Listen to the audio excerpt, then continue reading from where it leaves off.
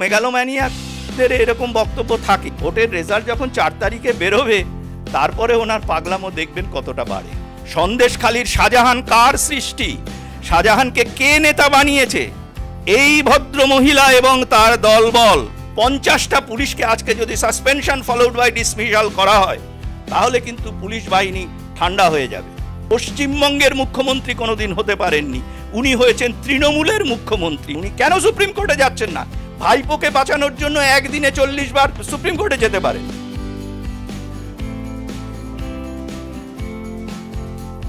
নমস্কার দর্শকরা, আমাদের সঙ্গে আজকে আছেন পদ্মশ্রী প্রাপ্ত বৈজ্ঞানিক ডক্টর নারায়ণ চক্রবর্তী।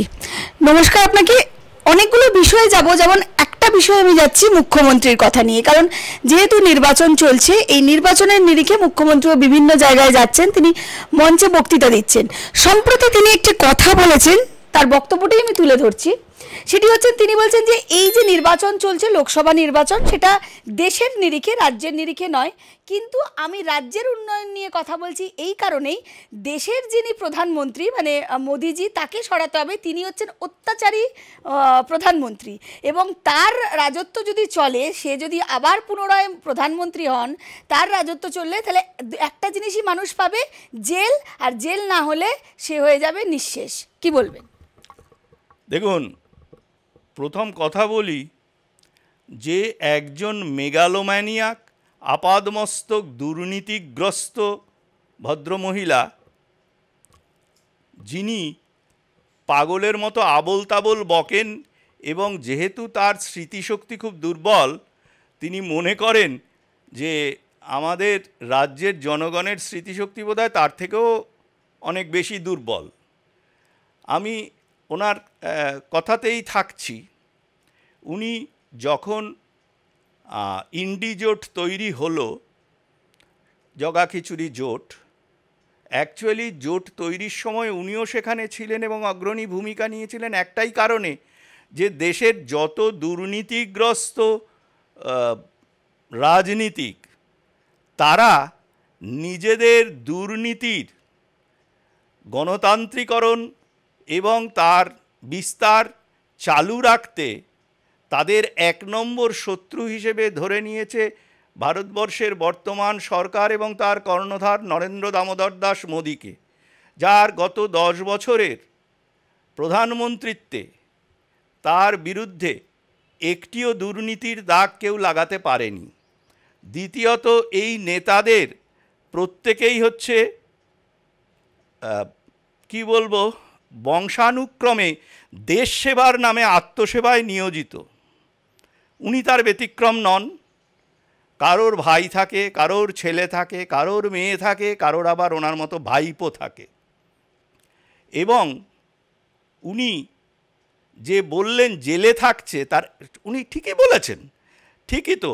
ওনার এবং ওনার ভাইপোর এই যে কয়লা চুরি, বালি চুরি, সরকারি তহবিল চুরি এবং সাধারণ মানুষের থেকে টাকা নিয়ে চাকরি চুরি, এই সমস্ত নেতারা কোথায় আছেন? জেলে। কেন আছেন? কেন্দ্রীয় তদন্তকারী সংস্থাদের তত্ত্বাবধানে যে অনুসন্ধান প্রক্রিয়া চলছে তাতেই এরা ধরা পড়েছেন। ওনার এক জেলা সম্পাদক, যাকে উনি বীর বলতেন, সেই বীরভূমের বীর কিন্তু তিহার জেলে কাটাচ্ছেন। ওনার ভারী ভারী পায়া ভারী বিশাল চেহারার মন্ত্রীরা, তারাও জেলে, ওনার নেতারাও জেলে। তো উনি তো একথা বলবেই। উনি মানুষ বলতে উনি যেটা মিন করছেন সেটা হচ্ছে, মানুষ হচ্ছে ওনার কাছে একমাত্র ওনার দলের বড় বড় বীর চোরগুলো। তো এই চুরি বন্ধ করবেন না নরেন্দ্র মোদীর সরকার, এবং তারা প্রতিশ্রুতিবদ্ধ যে দেশ থেকে তারা দুর্নীতি হটাবেন, সেইটাই কিন্তু একমাত্র ফেভিকল এই ইন্ডি জোটের সব নেতাদের একসঙ্গে জুড়ে থাকার। এদের কোনো কমন মিনিমাম প্রোগ্রাম নেই, কিচ্ছু নেই। এবং আরেকটা কথা বলি, এই ভদ্রমহিলা যার কথা বলছেন, তিনি তখন বলেছিলেন যে কংগ্রেস, ওরা তো আমাদের সাহায্য নিতেই হবে, ওরা তো 300 সিট দিলেও 40টা সিট পাবে না। কথা উনি বলেছিলেন। আবার 3 দিন আগে দেখলাম উনি এক জনসভায় বলছেন যে বিজেপি কিছুতেই ক্ষমতায় আসতে পারবে না, 100 কতটা সিট পাবে, আর ইন্ডিজোট 300টা পাবে। তো উনি তো একসময় খোয়াব দেখতেন যে পশ্চিমবঙ্গে 42টা আসনে প্রার্থী দিয়ে ওনার দল ওনাকে দেশের প্রধানমন্ত্রী বানাবে পার্লামেন্টে মেজরিটি দিয়ে। এই রকম গণিতজ্ঞা মহিলা, তার এইসব আবোল তাবোল বক্তব্য, মেগালোম্যানিয়াকদের এরকম বক্তব্য থাকেই। তারা নিজেকে মানে more than, larger than even ছায়া মনে করে, এবং আলটিমেটলি এরা কিন্তু বদ্ধ পাগল হয়ে যায়। উনি সেদিকেই যাচ্ছেন। ভোটের রেজাল্ট যখন 4 তারিখে বেরোবে, তারপরে ওনার পাগলামো দেখবেন কতটা বাড়ে। কিন্তু এই সন্দেশখালি প্রসঙ্গেও মুখ্যমন্ত্রী বলছেন যে প্রধানমন্ত্রীজি আসছেন, অমিত শাহজি আসছেন, তারা বলছেন যে সন্দেশখালি দেখিয়ে, সন্দেশখালি কা মা বাহেনকে দেখিয়ে গোটা ভারতবর্ষ নাকি সন্দেশখালিতে দেখছে, যেখানে তৃণমূল কংগ্রেস নাকি টাকা দিয়ে দিয়ে অত্যাচার করেছে, এই বলে বাংলাকে কালিমালিপ্ত করছে। সন্দেশখালিতে তৃণমূল কাকে টাকা দিয়েছে? সন্দেশখালির শাহজাহান কার সৃষ্টি? শাহজাহানকে কে নেতা বানিয়েছে? এই ভদ্র মহিলা এবং তার দলবল। এই শাহজাহানকে 55 দিন ধরে পশ্চিমবঙ্গ পুলিশের অপদার্থতায় না ওনার ইনস্ট্রাকশানে ধরা হয়নি, সে বিষয়েও তদন্তের প্রয়োজন। এবং তারপরে যখন সে ধরা পড়ল, তারপরে আরম্ভ হলো সন্দেশখালিতে দলদাস পুলিশ এবং তার দলের কর্মীদের, সবচেয়ে বলা ভালো তার দলের জেহাদি কর্মীদের, সাধারণ মহিলা, সাধারণ যারা রুখে দাঁড়িয়েছিলেন প্রতিবাদী মহিলাদের উপরে অত্যাচার বিভিন্ন রকমভাবে। উনি রাজ্য প্রশাসনকে সম্পূর্ণভাবে কালিমালিপ্ত করেছেন, এবং রাজ্য প্রশাসন এবং পুলিশকে উনি এমন জায়গায় দাঁড় করিয়েছেন যে ওনার পরে পালাবদল হলে এই পুলিশের কতজনের চাকরি থাকবে, কতজন মুচলেখা দেবেন এবং কতজন ওনার বিরুদ্ধে স্টেটমেন্ট দেবেন, সেটা কিন্তু এখনই গবেষণার বিষয়। কিন্তু তিনি বলছেন যে ভিডিও ফাঁস হয়েছে সেখানে তো বোঝাই যাচ্ছে কে কাকে টাকা দিয়েছে। বিজেপি মহিলাদের টাকা দিয়ে মহিলাদের সম্ভ্রম কেনার চেষ্টা করছে। উনি অনেক আগে থেকেই এ ধরনের ফেক ভিডিও বানাতে অভ্যস্ত, এবং এই ফেক ভিডিওগুলো অনেক ক্ষেত্রেই প্রুভড হয়েছে ফেক বলে। এবং একটা জিনিস আপনাকে বলি, কিছু কিছু দলদাস সংবাদ মাধ্যম আছেন, আমি নাম করে বলতে চাই না কিন্তু জানি সবই, সেই সংবাদ মাধ্যম এবং বৈদ্যুতিন মাধ্যমগুলো এখন prostitution of knowledge and ethics is the moral of these journalists এই জায়গায় নিয়ে এসছে। কিভাবে বলছি? যে তারা এইসব বিভিন্ন ফেক ভিডিওগুলো ওনার এবং ওনার দলবলের তৈরি, সেগুলোকে যখন দেখান তাদের বৈদ্যুতিন মাধ্যমে বা কাগজে লেখে, আমাদের সংবাদ মাধ্যম এই ভিডিওর সত্যতা যাচাই করেনি। কে বাবা তোমাকে মাথায় দিব্যি দিয়ে যাচাই না করতে বলেছিল?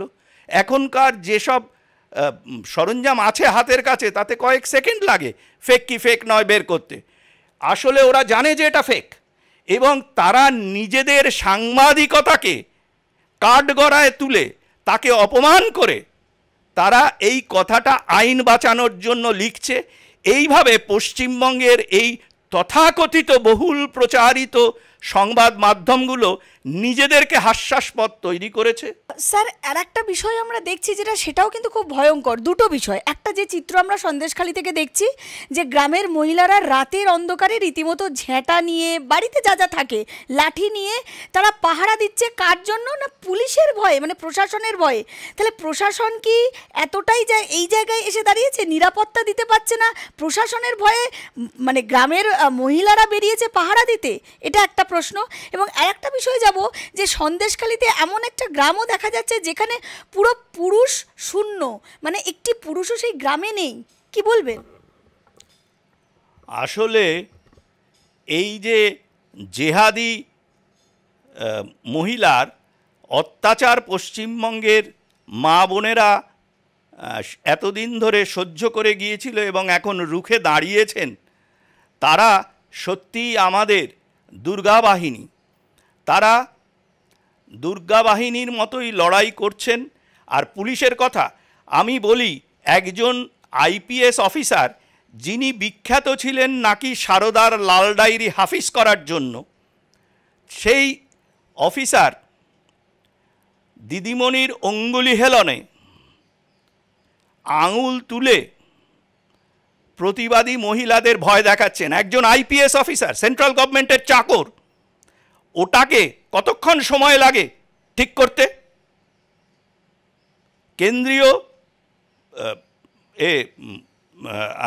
গৃহ দপ্তরের উচিত ইমিডিয়েটলি ওকে শায়েস্তা করার। আপনি ভাবতে পারেন পশ্চিমবঙ্গ এই অফিসারকে যখন ইডি বা সিবিআই, আমার এখন ঠিক খেয়াল নেই, আইদার অফ দ্য টু, তারা যখন জিজ্ঞাসাবাদ করতে গিয়েছিল তাকে পশ্চিমবঙ্গ পুলিশ তাদের তো সরিয়েই দেওয়া হয় তাই নয়, পশ্চিমবঙ্গের মুখ্যমন্ত্রী এই অনুসন্ধানের বিরুদ্ধে রাস্তায় বসে পড়লেন, আর পুলিশের পোশাক পরে পুলিশ কমিশনার পশ্চিমবঙ্গের তিনিও তার সঙ্গে একসঙ্গে রাস্তায় বসে পড়লেন। সেই কমিশনারের চাকরি যাওয়া উচিত, তার কখনো চাকরি থাকার কথা নয়, এবং তার চাকরি থাকাটা কিন্তু laxity for the administration and a curse to the democracy. এই ধরনের দলদাস পুলিশ, 50টা পুলিশকে আজকে যদি সাসপেনশন ফলোড বাই ডিসমিসাল করা হয় তাহলে কিন্তু পুলিশ বাহিনী ঠান্ডা হয়ে যাবে। আজকে পুলিশ দেখছে যে এই মহিলার কথা শুনলে আমরা লুটতরাজ চালাতে পারি, আমরা মানুষের থেকে টাকা রোজগার করতে পারি, আমাদের ভালো ভালো পোস্টিং হতে পারে। টোটাল করাপশনের জায়গায় নিয়ে গেছে পশ্চিমবঙ্গে পুরো প্রশাসনকে। পুলিশ বলুন, অ্যাডমিনিস্ট্রেশন বলুন, সবাই দলদাস। সবচেয়ে বড় মুশকিল হচ্ছে উনি কিন্তু পশ্চিমবঙ্গের মুখ্যমন্ত্রী কোনোদিন হতে পারেননি, উনি হয়েছেন তৃণমূলের মুখ্যমন্ত্রী, এবং এখন ভাইপো তথা যারা তার নেতারা আছে, চোর ছাচোর গুন্ডা বদমাশ ডাকাত ইত্যাদি, কয়লা চোর, বালি চোর, চাকরি চোর, রেশনের চাল চোর, বাড়ি চোর, সেই লোকগুলোর প্রোটেকশন দেওয়াই ওনার একমাত্র কাজ। এবং উনি যে মোদিজি তথা দেশের প্রধানমন্ত্রীকে অশ্লীল কুশ্লীলভাবে গালাগাল করছেন তার একমাত্র কারণ হচ্ছে যে তিনি দুর্নীতির বিরুদ্ধে রুখে দাঁড়িয়েছেন, এবং মোদিজি এমন একটা মানুষ যে গত 1 বছরে তার বিরুদ্ধে কোনো দুর্নীতির অভিযোগ নেই। শেখ শাহজাহান এবং তার দলবল, সবটা না হলেও কিছুজন, তার এক ভাই, তার যারা আরও 2-4 জন সাগরেদ ছিল ইতিমধ্যেই, তারা কিন্তু গ্রেফতার হয়েছে। এবং যে মূল পাণ্ডা শেখ শাহজাহান, সেই শাহজাহান কিন্তু এখন প্রশাসনের হাতে, বা তাই সে গ্রেফতার। তাহলে এখনও সন্দেশখালিতে লাগাতার এই ভয়ঙ্কর চিত্র উঠে আসছে, বা এই আতঙ্ক, প্রত্যেকটা গ্রামবাসী এখনও কেন এত আতঙ্কিত, কি মনে হয়? দেখো, এই সন্দেশখালি কাণ্ড শুরু হওয়া, শাহজাহানের গ্রেপ্তারের পরেও আমি বলেছিলাম এবং বিভিন্ন পত্রপত্রিকায় লিখেও ছিলাম যে এই আমাদের যার নাম করলে ভদ্রমহিলা, তিনি সারা পশ্চিমবঙ্গ জুড়ে অসংখ্য শেখ শাহজাহান, অসংখ্য সন্দেশখালি তৈরি করেছেন। তিনি এগুলো করেছেন তার সমস্ত রকম দুর্নীতির কারণে, এবং তার ভোট বাক্স যাতে অচলায়তন থাকে, বছরের পর বছর ভোটে ভোট আসবে যাবে, তিনি সেখানে জগদ্দল পাথরের মতো এখানে বসে থাকবেন, এবং পশ্চিমবঙ্গের এক্সচেকারকে সম্পূর্ণ লুট করার পর যেভাবে উনি সাধারণ মানুষের চাকরি চুরি থেকে ধরে চাল চুরি এবং কি বলবো বাড়ি চুরি এগুলো করে চলেছেন, তার উনি ভাবছিলেন যে কোনো প্রতিকার হবে না। কিন্তু সবচেয়ে বড় গোলমাল হয়ে গেল যে সন্দেশখালি থেকে আমাদের মায়েরা রুখে দাঁড়ালেন, এবং এখন একটা এমন অবস্থা হয়েছে, উনি ধরে নিয়েছিলেন যে পশ্চিমবঙ্গের সংখ্যালঘু সম্প্রদায় বোধহয় চিরকাল ওনার সঙ্গে থাকবে, উনি যা বলবেন সেটাই বিশ্বাস করবেন। কিন্তু সংখ্যালঘু যারা বাঙালি সংখ্যালঘু মানুষ পশ্চিমবঙ্গের, তারাও কিন্তু ওনার ধাপ্পা বুঝতে পারছেন। আমি একটা ছোট এক্সাম্পল বলি যে 2011 সালে উনি ক্ষমতায় আসার সময়ে মাদ্রাসার জন্য যে মাদ্রাসা শিক্ষার জন্য যে অ্যালটমেন্ট ছিল তার প্রায় 150 গুণ অ্যালটমেন্ট বেড়েছে 2024 সালে এসে। কিন্তু মাদ্রাসা শিক্ষার কারণে আমাদের বাঙালি মুসলমানদের মধ্যে শিক্ষার হার বাড়েনি। বাড়েনি, টাকাটা কোথায় গেল, কিভাবে গেল?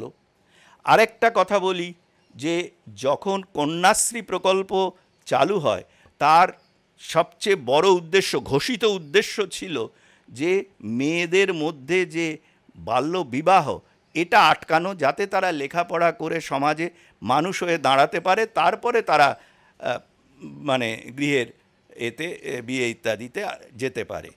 কিন্তু দেখা গেল ওই কন্যাশ্রী প্রকল্প আর সাইকেল দেওয়ার পরেও পশ্চিমবঙ্গের বাল্যবিবাহের হার বেড়েছে, বই কমেনি। সুতরাং এগুলো প্রমাণ করে যে সংখ্যালঘুদের জন্য ওনার কুম্ভীরাশ্রু বিসর্জন এবং সংখ্যালঘুদের নামেও সরকারি ফান্ডের নয়ছয় করা। আজকে কিন্তু পশ্চিমবঙ্গের সংখ্যালঘুদের মধ্যে একটা বড় সেকশন, সাধারণ মানুষ, তারা শান্তিপ্রিয় মানুষ, তারাও কিন্তু ওনার বিরুদ্ধে দাঁড়িয়েছেন। এটা ওনার সবচেয়ে ভয়ের জায়গা। এবং উনি ক্ষিপ্ত হয়ে এই শাহজাহান মার্কা ওনার যেসব জেহাদি হ্যান্ডস আছে তাদেরকে উনি অ্যাক্টিভেট করছেন, যাতে সাধারণ মানুষের ওপরে হিন্দু মুসলমান নির্বিশেষে অত্যাচার চালানো যায়। কিন্তু স্যার এই যে একাধিক প্রকল্প যে চালু করেছে সরকার, সেখানে লক্ষ্মীর ভাণ্ডারও আছে, যেটা বাড়িয়েও দেওয়া হয়েছে, সেখানে এই যে রূপশ্রী, যুবশ্রী, অনেক অনেক প্রকল্প আছে, স্বাস্থ্যসাথী সবথেকে বড় যেটা 5 লাখ টাকা কভারেজও দিচ্ছে। এই যে প্রকল্পগুলো, এইগুলো তো মানুষ সুবিধা পাচ্ছে, প্রান্তিক মানুষ, গ্রামের মানুষ, এবং তৃণমূল কিন্তু এইটাকেই হাতিয়ার করে কিন্তু রীতিমতো প্রচার করছে এবং মানুষ কিন্তু তার সুবিধাও পাচ্ছে। লক্ষ্মীর ভাণ্ডার সবথেকে একদম মানে কি বলবো সাকসেসফুল একটা প্রকল্প এবং মানুষের ব্যাংকে টাকা পৌঁছে যাচ্ছে, প্রান্তিক মানুষরা তো যথেষ্ট খুশি। দেখো, তুমি যেটা বললে এটা খুব আপেক্ষিক ওপর কারণ লক্ষ্মীর ভাণ্ডার বলা হচ্ছে তৃণমূল বা উনি দিয়েছেন। আমি আগেও বলেছি পশ্চিমবঙ্গের কেন কোথাও কোনো মন্ত্রী, এমনকি মুখ্যমন্ত্রীরও একটা টাকা দেবার ক্ষমতা নেই, কেউ তার পিতৃদেবের টাকা দিচ্ছে না। উনি যেটা করেন সেটা হচ্ছে সরকারি বিভিন্ন প্রকল্পকে শ্রী বিশ্রী কুশ্রী ইত্যাদির নামে প্রচার করেন যে দিচ্ছেন, এবং সেখান থেকে প্রপার ওয়েতে না হয়ে সেখানকার কারচুপির মাধ্যমে একটা বড় অংশ সরকারি টাকা আত্মসাৎ হয়, যেটা আমরা বাড়ি তৈরিতে দেখেছি। মোদিজি বাড়ি তৈরির জন্য 40 লক্ষ বাড়ি তৈরির জন্য টাকা দিয়েছিলেন। কটা বাড়ি সাধারণ লোকের জন্য তৈরি হয়েছে? তৃণমূলের একতলা বাড়ি 3 তলা হয়েছে নেতার, এগুলো আমরা অনেক দেখেছি। কন্যাশ্রী প্রকল্পও তাই। এবং লক্ষ্মীর ভাণ্ডার কারা পাচ্ছেন, কিভাবে পাচ্ছেন? এবং লক্ষ্মীর ভাণ্ডার কিন্তু ওনার একার নয়, যেখানে আসামের মতো, অসম সরকারের মতো সরকার তা মহিলাদের জন্য তাদের রাজ্যের 1250 টাকা দিচ্ছে, সেখানে উনি 1000 টাকা দিয়ে খুব লাফালাফি করছেন। এই যে লাফালাফি এবং পশ্চিমবঙ্গের দলদাস সংবাদ মাধ্যম এগুলোকে প্রচার করছে, সাধারণ মানুষ প্রথম দিকে হকচকিয়ে গেলেও এখন বুঝতে পারছে ওনার এবং ওনার দলবলের ধাপ্পাবাজি। এবং আজকে দেখুন, তুমি যে বলছো যে 1000 টাকা করে উনি দিচ্ছেন, আচ্ছা দেখো 500 থেকে 1000 টাকা হলো বলে শাহজাহান কোম্পানি বলেছিল যে হিন্দু মহিলাদের মাঝরাত্রিরে পিঠে খাওয়াতে যেতে হবে। কই, বিজেপি শাসিত অঞ্চলে তো এই জায়গায় এই জিনিসগুলো হচ্ছে না, এবং নন বিজেপি শাসিত জায়গাতেও 1000-এর অনেক বেশি দেওয়া হচ্ছে। পশ্চিমবঙ্গে বিজেপি অফিসিয়ালি কমিটেড যে পশ্চিমবঙ্গে তারা ক্ষমতায় এলে এই রাজ্যে আমাদের রাজ্যের মহিলাদের 3000 টাকা করে মাসে দেবে। কংগ্রেসও বলেছে অনেকটাই বেশি দেবে।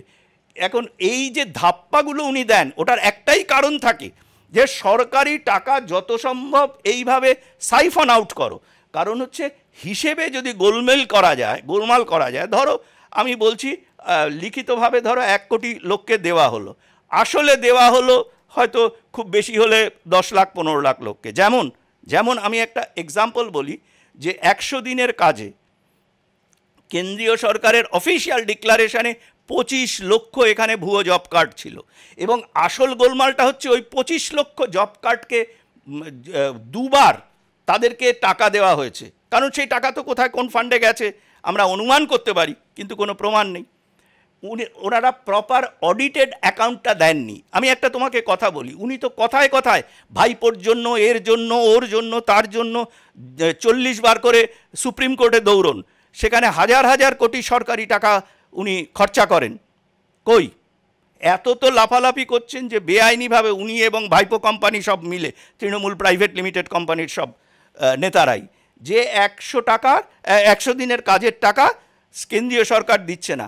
একবারও তো সুপ্রিম কোর্টে যায়নি তার জন্য যে তোমরা আমাদের পাওনা টাকা কেন দিচ্ছ না, কিভাবে দিতে পারো না, একবারও জানি। কারণ উনি জানেন যে টাকাটা ওনারা কোথায় চুরি করেছেন। আসল ব্যাপার হচ্ছে পুরো দুর্নীতিগ্রস্ত একটা সরকার। উনি পাগলের মতো এখন প্রলাপ বলে চলেছেন, এবং প্রথম 4টে যে ফেজ হয়েছে সেই 4টে ফেজের পরে উনি বুঝে গেছেন টোটাল রিগিং, টোটাল পুলিশ দিয়ে যদি ঝড়ের মতো মানে সমস্ত বুথগুলো এবং কাউন্টিং তোমার ওদের কন্ট্রোলে না আনা যায়, তাহলে ওদের পক্ষে জেতা সম্ভব নয়, কারণ সাধারণ মানুষ ওদের বিরুদ্ধে চলে গেছে। কিন্তু মুখ্যমন্ত্রী বলছেন রাজ্য থেকে তো কেন্দ্র প্রচুর টাকা নিয়ে যায়, কোটি কোটি টাকা নিয়ে যাচ্ছে, নিয়ে গিয়ে সেই টাকাই রাজ্যকে ফেরত দিচ্ছে। তাহলে কেন্দ্রের নামে প্রকল্প হবে কেন, বা নরেন্দ্র মোদীর ছবি থাকবে কেন? মুখ্যমন্ত্রী প্রচারে গিয়ে এই প্রশ্ন তুলেছেন। আমি একটা কথা বলি, উনি তো পশ্চিমবঙ্গের মুখ্যমন্ত্রী হয়েছেন, উনি কেন নিজেকে পশ্চিমবঙ্গের মুখ্যমন্ত্রী না বলে বাংলার মুখ্যমন্ত্রী বলেন? ওনার উদ্দেশ্যটা কি? উনি নিজে আগে প্রমাণ করুন যে ওনার মনোবৃত্তি এবং মানসিকতার সঙ্গে সঙ্গে ওনার কর্মপদ্ধতি গ্রেটার বাংলা নামের কোনো একটা জেহাদি জায়গা পশ্চিমবঙ্গকে কেটে বের করে আনা নয়, এটা প্রমাণ করুন। কেন বলবেন? উনি তো পশ্চিমবঙ্গের মুখ্যমন্ত্রী, উনি ইলেক্টেড হয়েছেন পশ্চিমবঙ্গের মুখ্যমন্ত্রী হওয়ার জন্য। ওনাকে বাংলার মুখ্যমন্ত্রী হতে কে ভোট দিয়েছে? পুরোপুরি মিথ্যাচারিতা। এবং উনি বলে যাচ্ছেন যে সব স্টেট থেকেই এটাই প্রসিজিয়ার, যে ডাইরেক্ট ট্যাক্সের টাকা, ইনডাইরেক্ট ট্যাক্সের টাকা একটা রেশিও আছে, সেই রেশিও অনুযায়ী স্টেট গভর্নমেন্টকে আবার দেওয়া হয়। ওনার সবচেয়ে বড় মুশকিল হচ্ছে ওনার চুরি এবং ওনার এই সঠিক অডিটেড ইউসি না দেওয়া। ইউসি ছাড়া কোনো আইনে কেন্দ্রীয় সরকার কিন্তু কোনো সরকারই দিতে পারে না, উনি দিতে পারেন, কারণ এই পুরো টাকাটাই যদি চুরি হয়ে যায় উনি চুরি করবেন, উনি বিচার করবেন, উনি আপত্তি করবেন। আমি তো একটা কথা বলছি, যদি মনে করেন যে কেন্দ্রীয় সরকার ওনার ওপরে বঞ্চনা করছেন, উনি কেন সুপ্রিম কোর্টে যাচ্ছেন না? ভাইপোকে বাঁচানোর জন্য একদিনে 40 বার সুপ্রিম কোর্টে যেতে পারেন, হাজার হাজার কোটি টাকা সরকারি টাকা ভাইপোর জন্য খরচা করতে পারেন। এখানে একদিনও যাচ্ছেন না কেন কেন্দ্রীয় সরকারের বিরুদ্ধে? সরাসরি তো জিজ্ঞেস করছি ওনাকে। আমি জানি, আমি ওনার যে অ্যাডিশনাল চিফ সেক্রেটারি ফিনান্স, তার সঙ্গে কাজ করেছি, আমি জানি হ্যাঁ এরা কতটা দূর, কতটা কি করতে পারে। এইসব চুরি জোচ্চুরি ঢাকার জন্য এগুলো কতগুলো বালখিল্য প্রলাপ। সাধারণ মানুষ তাদের অভিজ্ঞতায় বুঝে গেছে উনি কি, ওনার দলটি কি। যেখানে এত সম্পত্তি, এত চোর, এত চুরি বারবার বিরোধীরা বলছে, অভিষেক বন্দ্যোপাধ্যায় নিজে কিন্তু জানিয়েছেন তার সম্পত্তি নেই, তার বাড়ি নেই, তার গাড়ি নেই। তিনি ইলেকশন কমিশনকে জানিয়েছেন তথ্য দিয়ে। ভবানীপুরে ওই যে সে শান্তিনিকেতন বাড়িটা, যার সামনে একেবারে পুলিশ ব্যারিকেড করে রেখে দিয়েছে, আপনি আরেকটা এমপি দেখান তো দেখি কার বাড়ির সামনে এত পুলিশ প্রোটেকশন। কেন পুলিশ প্রোটেকশন? কিসের জন্য? ওনাকে কে কি থ্রেট করেছে? আসলে উনি দল চালাচ্ছেন পিসি ভাইপো প্রাইভেট লিমিটেড কোম্পানি হিসেবে। এসব বলার কোনো মানে হয়? ওনার যদি কোনো ব্যাংক অ্যাকাউন্টই না থাকে, ওনার যে এমপি হিসেবে যে প্রাপ্য টাকাটা, সেটা তো আর ক্যাশে দেওয়া হয় না, সেটা যেভাবে দেওয়া হয় সেটা ওনার কোন অ্যাকাউন্টে যাচ্ছে বা কার অ্যাকাউন্টে যাচ্ছে? ওনার পিসিও তো এক সময় বলতেন আমি টাকা পয়সা নিই না, আমি কোনো মাইনে নিই না, আমি খালি ছবি বিক্রি করি। 1 কোটি টাকা করে 2টো ছবি বিক্রি হলো, সেই দুজন যারা কিনেছিল তারা যখন জেলের ভাত খেতে গেল, দেখা গেল পশ্চিমবঙ্গে ওনার 1 টাকা দিয়েও আর ছবি কেনার কোনো লোক নেই। এইসব হাস্যকর জিনিস আমরা তো ভুলে যাইনি, সাধারণ মানুষ জানেন, এবং সাধারণ মানুষ আজকাল হাসাহাসি করে। এমনকি তৃণমূলের যারা কাজ করছে ছেলেপিলেগুলো, তারাও জানে যে উনি কতটা সৎ, ওনার ফ্যামিলি কতটা সৎ। যে অভিষেক বন্দ্যোপাধ্যায়কে কয়লা পাচার, বালি পাচার, গরু পাচারের সাথে যুক্ত করা হচ্ছে এবং বিরোধীরা তার নাম যুক্ত করছেন, সেই কয়লা পাচারের যিনি মেন পান্ডা অনুপ মাঝি ওরফে লালা, তিনি কিন্তু এই নির্বাচনের সময় আত্মসমর্পণ করলেন। কি বলবেন? দেখুন, পশ্চিমবঙ্গ পুলিশ কীরকম এফিশিয়েন্ট দেখুন। লালাকে খুঁজে পাওয়া যাচ্ছিল না, যতক্ষণ অবধি তার জামিনটা অ্যাসিওর্ড না হলো ততক্ষণ উনি সারফেসে ভেসে উঠলেন না, সাবমেরিনের মতো ডুবে রইলেন। এবং সেই সাবমেরিনের পেরিস্কোপটা অবধি পশ্চিমবঙ্গ পুলিশ দেখতে পারল না। এদের অপদার্থতা বিশ্ব রেকর্ড করেছে, কারণ তারা এখন একমাত্র কাজ হচ্ছে তৃণমূল দলের দাসবৃত্তি করা। কিন্তু এই পুলিশকেই কিন্তু স্কটল্যান্ড ইয়ার্ডের সাথে তুলনা করা হতো। যে সময় হতো সেই সময় তো দিদিমণি ছিলেন না, আর সেই পুলিশ অফিসাররাও নেই। আমি অনেককেই ব্যক্তিগতভাবে জানি, তখন যারা ছিলেন, তখনকার যে পুলিশের মরাল তার 1% এখন অবশিষ্ট নেই পুলিশের মধ্যে। একদম শেষ প্রশ্নে যাব। এখন নির্বাচন চলছে, 4টে ফেজ, ইতিমধ্যেই অনেকে অনেক সমীক্ষা করেছেন, বিভিন্ন সংবাদ মাধ্যম তাদের সমীক্ষা এসছে, এবং যা যা উঠে আসছে, যেমন দেশের নিরিখে যদি ধরি 4-5% ভোট ঘুরলে সেটা প্রায় অনেকটাই যাবে, প্রায় 33-35 প্লাস হতে পারে, এবং অনেকেই যারা বলছে 24-25 ক্রস করে যাবে এবার। আমরা আগের বারে 19-এ দেখেছিলাম, 18টা হয়েছিল পশ্চিমবাংলায়। কি বলবেন, মানে আপনি তো দেখলেন 4টে ফেজ গেল, আপনার অভিজ্ঞতা কি বলছে? দেখো, এখন অবধি 18টা জায়গায় ভোট হয়েছে।